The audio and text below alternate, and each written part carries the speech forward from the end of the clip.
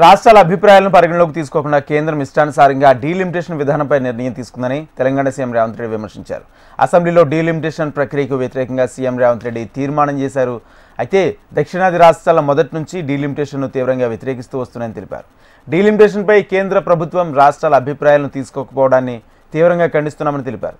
1971 నుంచి జనాభా నియంత్రణ విధానాలు దక్షిణాది రాష్ట్రాలు సమర్థవంతంగా అమలు చేశాయని, ఉత్తరాది రాష్ట్రాల్లో జనాభా నియంత్రణ జరగలేదన్నారు.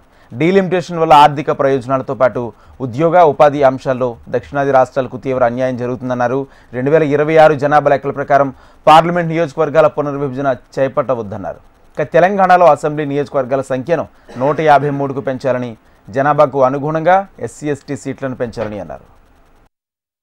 మళ్ళీ నియోజకవర్గాల పునర్విభజన చర్చ జరిగినప్పుడు ఒక రకమైన గంభీరమైన వాతావరణంతో పాటు గందరగోళ పరిస్థితులు నెలకొంటున్నాయి. దీనికి సంబంధించి దక్షిణాది రాష్ట్రాలు ఆందోళన నేపథ్యంలో తమిళనాడు రాష్ట్ర ప్రభుత్వం, తమిళనాడు ముఖ్యమంత్రి స్టాలిన్ గారు దక్షిణాది రాష్ట్రాలకు సంబంధించిన అన్ని రాజకీయ పార్టీలతో, ప్రజాప్రతినిధులతో ఒక సమావేశాన్ని ఏర్పాటు చేసి ఆ సమావేశంలో దక్షిణాది రాష్ట్రాల అందరం కూడా కలిసి ఈ ప్రాంతానికి నష్టం జరగొద్దు, ఈ ప్రాంతానికి నష్టం జరిగే కార్యక్రమాలను కేంద్ర ప్రభుత్వం ఒకవేళ చేపట్టాలనే ప్రయత్నం చేస్తే వాటిని ఖచ్చితంగా మనం ఎదుర్కోవాలి.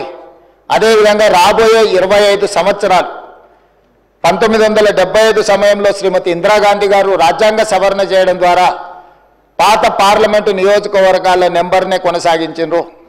2002లో అటల్ బిహారీ వాజ్పేయి గారు కూడా ఆ 25 సంవత్సరాలు పూర్తి చేసుకున్న తర్వాత ఇంకొక 25 సంవత్సరాలకు కూడా పాత విధానాన్ని కొనసాగించే విధంగా 543 పార్లమెంటు నియోజకవర్గాలనే కొనసాగించే విధంగా అటల్ బిహారీ వాజ్పేయి గారు కూడా మళ్ళీ ఒక 25 సంవత్సరాలకు ఆనాడు రాజ్యాంగ సవరణ చేయడం జరిగింది.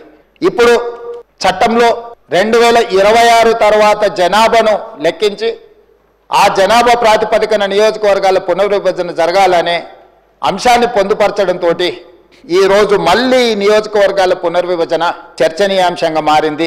అయితే ఈ నేపథ్యంలో ప్రభుత్వానికి, కేంద్ర ప్రభుత్వానికి సంబంధించిన కొంతమంది మంత్రులు అసలు ప్రభుత్వం, కేంద్ర ప్రభుత్వం నిర్ణయమే తీసుకోలేదు, కేంద్ర ప్రభుత్వం దగ్గర ఎలాంటి ఆలోచన ప్రతిపాదననే లేదు, మీరు ఎందుకు ఆందోళన చెందుతుండ్రని ఒక చర్చను లేవనెత్తడం జరుగుతుంది. అధ్యక్ష, తమరి ద్వారా తెలంగాణ రాష్ట్ర ప్రజలకే కాదు కేంద్ర ప్రభుత్వానికి కూడా ఈ సభలో ఒక తీర్మానాన్ని ప్రవేశపెట్టి ఈ సభలో ప్రాతినిధ్యం వహిస్తున్న బీఆర్ఎస్, బీజేపీ, ఎంఐఎం, సిపిఐ పక్షాలను అందరినీ కూడా ఈ తీర్మానానికి సంపూర్ణంగా మద్దతు ఇచ్చి, ఎందుకు అంటే జనాభా ప్రాతిపదికన ఒకవేళ నియోజకవర్గాల పునర్విభజన జరిగితే ఆనాడు 1971 జనాభా లెక్కల తర్వాత కేంద్ర ప్రభుత్వము జనాభా నియంత్రణ కోసం విధి విధానాలను తీసుకురావడం జరిగింది.